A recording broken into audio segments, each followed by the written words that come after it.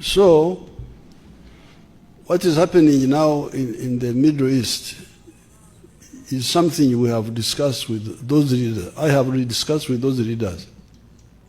All of them, they are all our friends. The Israelis are our friends. The Iranians are our friends.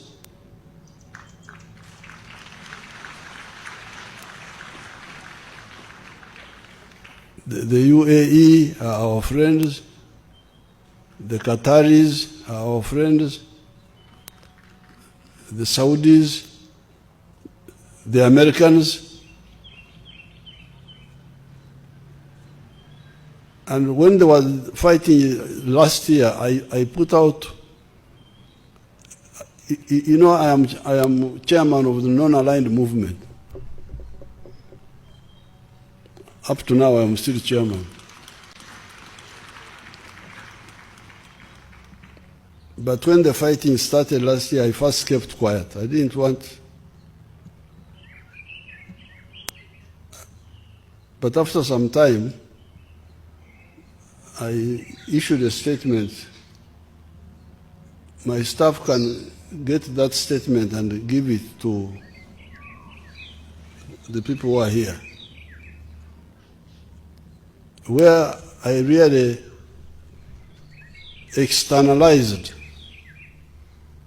what we have been talking quietly with all these people.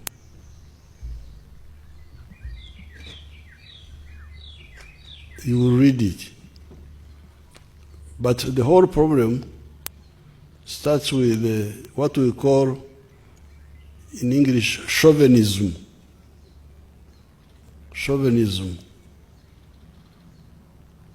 Buli omu okulowooza nti ye yekka. Everybody thinks he's the one who is most important. So that's why we have got that huge problem. You can see now the destruction, the dangers.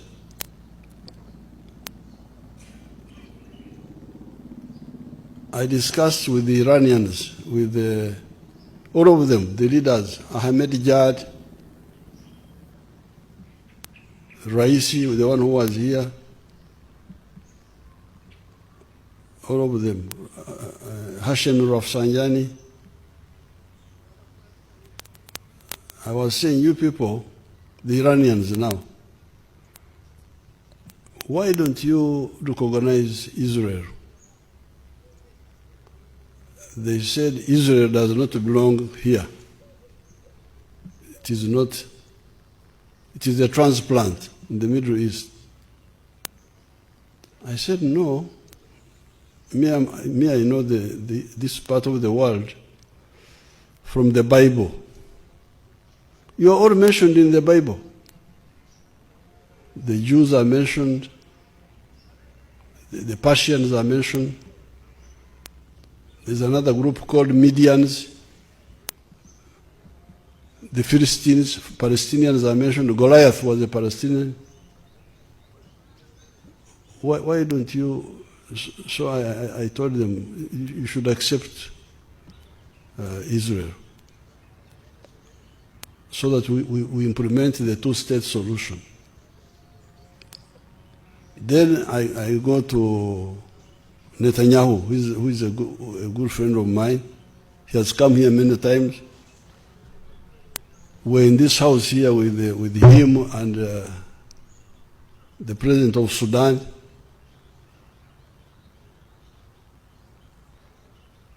General Burhan. We were here. We had a meeting here. I said, why don't you recognize Palestine? Why? The two-state solution. Because of course, for them they say, initially the Palestinians, the Arabs did not accept the two-state solution. It is true that in one of the conferences, Khartoum conference, the Arabs had said, no recognition, no what, that lie. But since that time, they have accepted. You Israel, why don't you implement this? They can't. You don't know why. They say, oh, this one, they say this, but you can see they are very reluctant to accept the two-state solution. Then our friend the Americans, the use of force in this area,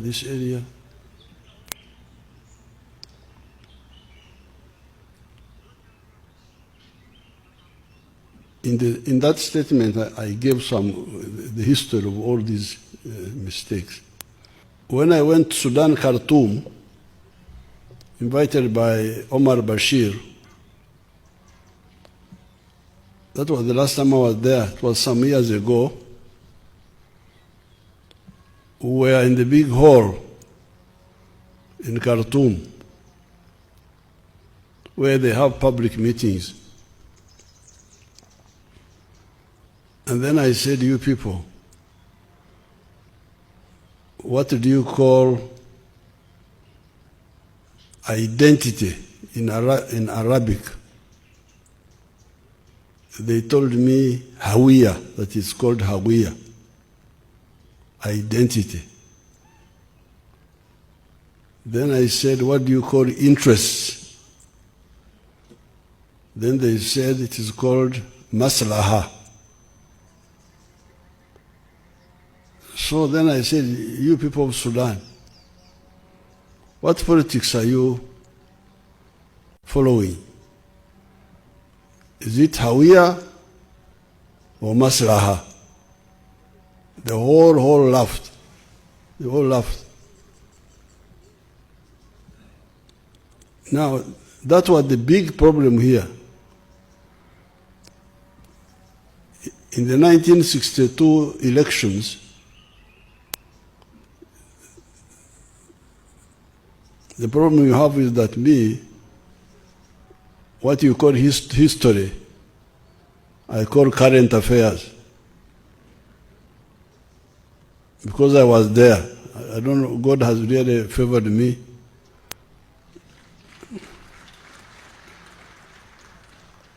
In the last 65 years, from 1960, I have been either watching or directly involved. By 1960, I was in, they were calling it Junior Secondary 2. That was the eighth year in the school system, and I was following everything. So in the elections of 1962, we had 3 political parties based on Hawiya, on identity, on sectarianism. You had the Democratic Party, DP, for the Catholics. You had UPC for the Protestants and some Muslims.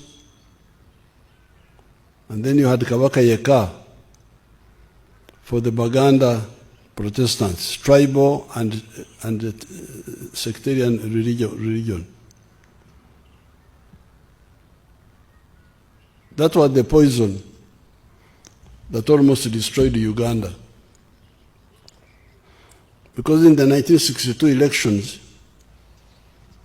no party could win majority. Because if you say religion, there's no religion here which will win a majority. If you say tribe, there's no tribe which will win a majority. So that's why, after they failed to get a majority, that's why Kabaka Yeka formed an alliance with UPC, which lasted only 2 years and collapsed. And then we went into war. 1966, 1971, 1972, 1979, 1981, wars.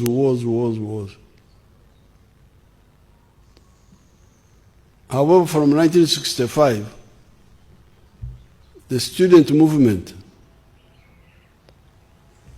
saw through these mistakes. And we said, you people, follow the politics of maslaha, of emigaso kinakugasa. Temulowoleza onani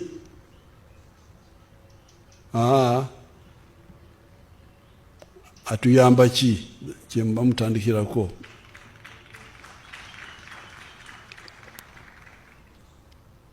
Emigaso mutunule abantu kyebagasa, si oyani Katonda yamanya abantu embeera yaabwe. Golu Katonda oyagala kina embeera y'abantu ono gundi Katonda yabatonda. Who are you? I'm glad that Ugandans listened to our message. You know, Uganda had become a failed state.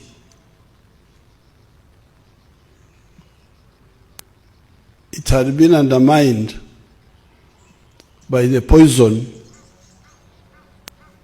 of the politics of identity. So therefore, I want to congratulate you Ugandans, because when we told you, please avoid sectarianism, reject sectarianism, love all Ugandans, irrespective of their differences. You listened. I want to thank you. That's why, ever since 1994, ever since 1989, when we expanded the NRC, when we started elections, the NRM is always winning. On the first round, we have never gone for the second round. Why? Because you all agreed that the message of unity was better than the other message of sectarianism. So when you see the suffering in the Middle East, you can see the consequences of that area is very rich, very rich. But you can see the politics disturb the whole area. So I want to congratulate you, Ugandans, for accepting our message of the students. Because when we started in 1965, rejecting sectarianism, they were laughing at us. The old politicians, they were saying, you young boys, you don't know reality. Reality is that blood is thicker than water, meaning that tribalism is more important than anything else. And I remember telling them that you people, me, I'm a cattle keeper. I produce milk, I produce beef, I produce bananas. Buli angulako musanyukira. Sisobola kugamba nti abanyankole bokka be bangulako. Abe Kampala bwe bagula amata gange baba banyambi. Bwe bagula amatooke baba banyambi. Bwe bagula ennyama baba banyambi. So I value Uganda. I value East Africa. I value Africa because they are the ones who support my prosperity.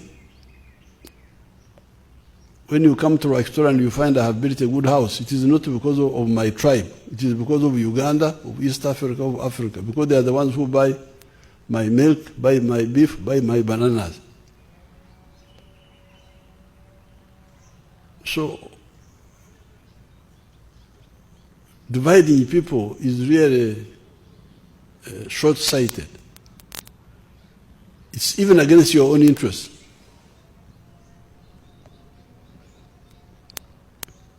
I want to discuss with the Western countries. If you are a smart person,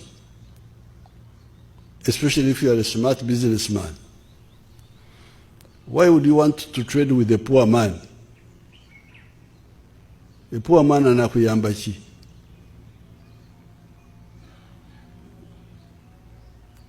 Why don't you want people to have income, to have money, to have wealth in the whole world? Global affluence. Because if you get global affluence, they will buy more from you.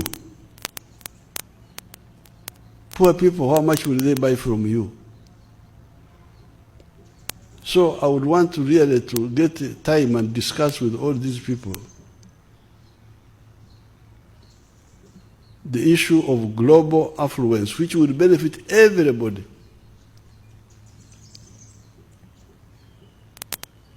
When China modernized,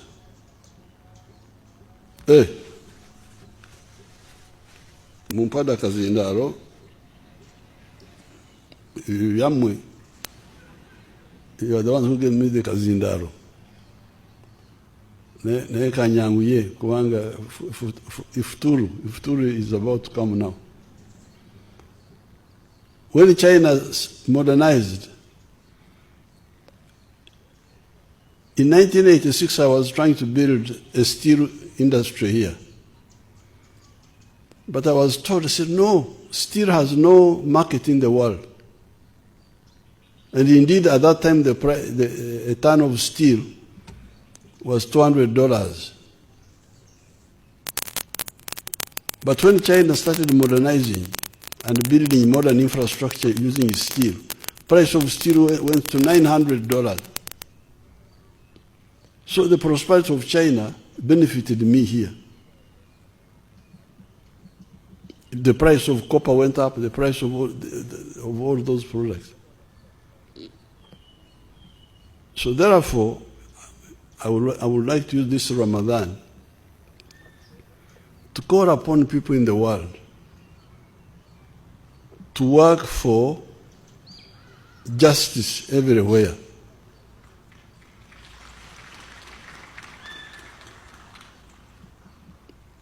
And global affluence. Mwebale nnyo Katonda babeere.